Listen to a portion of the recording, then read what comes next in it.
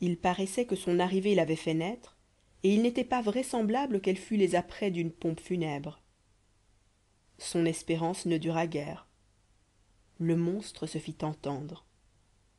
Un bruit effroyable, causé par le poids énorme de son corps, par le cliquetis terrible de ses écailles et par des hurlements affreux, annonça son arrivée.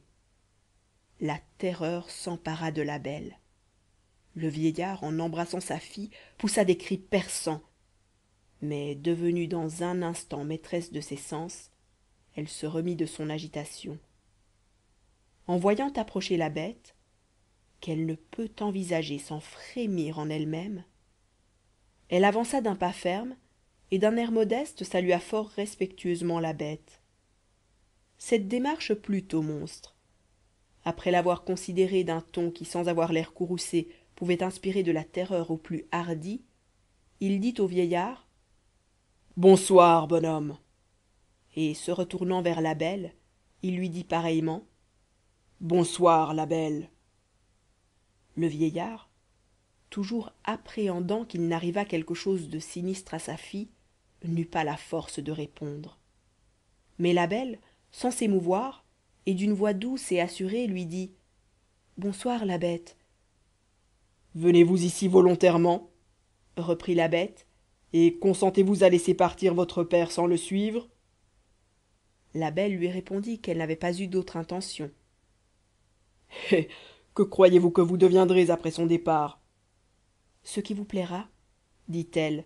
Ma vie est en votre disposition, et je me soumets aveuglément à ce que vous ordonnerez de mon sort. Votre docilité me satisfait, reprit la bête, et puisqu'il est ainsi qu'on ne vous a point amené par force, vous resterez avec moi. Quant à toi, bonhomme, dit-elle au marchand, tu partiras demain au lever du soleil, la cloche t'avertira. Ne tarde pas après ton déjeuner. Le même cheval te conduira chez toi. Mais, ajouta-t-elle, quand tu seras au milieu de ta famille, ne songe pas à revoir mon palais, et souviens-toi qu'il t'est interdit pour toujours. Vous, la belle, continua le monstre en s'adressant à elle, conduisez votre père dans la garde-robe prochaine. Choisissez-y tout ce que l'un et l'autre croiraient pouvoir faire plaisir à vos frères et à vos sœurs. Vous trouverez 2 malles. Emplissez-les. Il est juste que vous leur envoyiez quelque chose d'un assez grand prix pour les obliger à se souvenir de vous.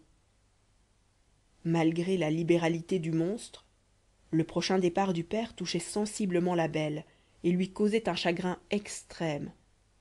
Cependant elle se mit en devoir d'obéir à la bête, qui les quitta après leur avoir dit, comme elle avait fait en entrant: bonsoir, la belle. Bonsoir, bonhomme. Lorsqu'ils furent seuls, le bonhomme, en embrassant sa fille, ne cessa de pleurer. L'idée qu'il allait la laisser avec le monstre était pour lui le plus cruel des supplices. Il se repentait de l'avoir conduite en ce lieu.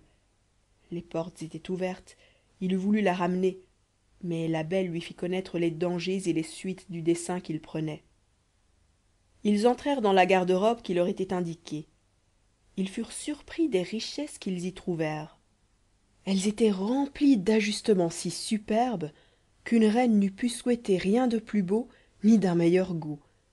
Jamais boutique ne fut mieux assortie. Lorsque la belle eut choisi les parures qu'elle crut les plus convenables, non à la situation présente de sa famille, mais proportionnées aux richesses et à la libéralité de la bête qui lui faisait ses dons, elle ouvrit une armoire dont la porte était de cristal de roche monté en or. À l'aspect d'un si magnifique dehors, quoiqu'elle dût s'attendre à trouver un trésor rare et précieux, elle vit un amas de pierreries de toute espèce dont à peine ses yeux purent supporter l'éclat. La belle, par un esprit de soumission, en prit sans ménagement une quantité prodigieuse qu'elle assortit des mieux à chacun des lots qu'elle avait faits. À l'ouverture de la dernière armoire, qui n'était autre chose qu'un cabinet rempli de pièces d'or, elle changea de dessein.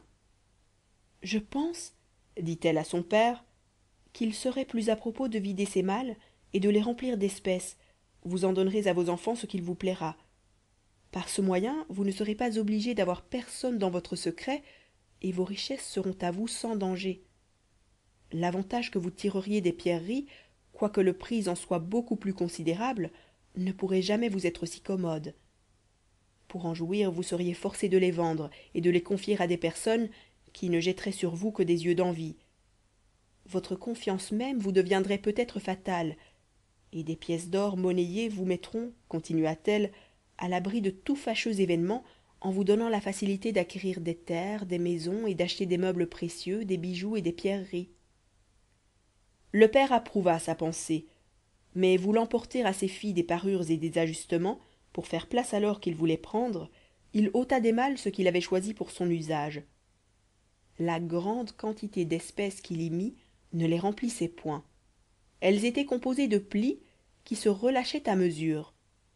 Il trouva de la place pour les bijoux qu'il avait ôtés, et ces malles enfin contenaient plus qu'il ne voulait. Tant d'espèces, disait-il à sa fille, me mettront en état de vendre mes pierreries à ma commodité. Suivant ton conseil, je cacherai mes richesses à tout le monde, et même à mes enfants. S'ils me savaient aussi riche que je le vas être, ils me tourmenteraient pour abandonner la vie champêtre qui cependant est la seule où j'ai trouvé de la douceur et où je n'ai pas éprouvé la perfidie des faux amis dont le monde est rempli.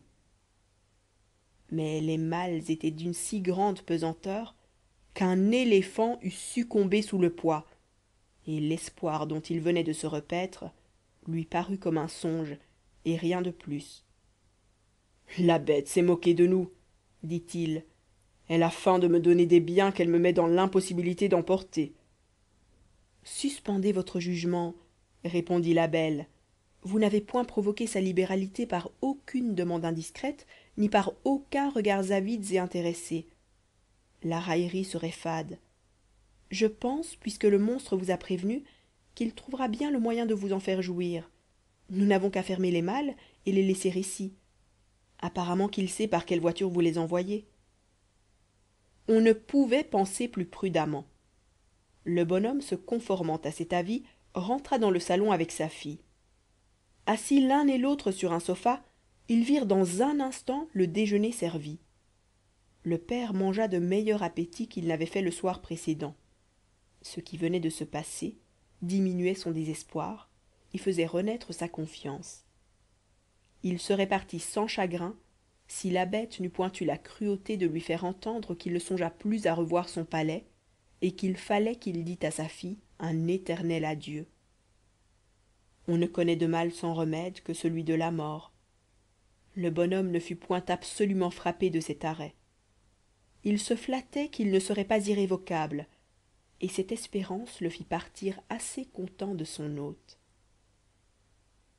Fin de la troisième partie de La Belle et la Bête, enregistrée par Aizois en Belgique en septembre 2009.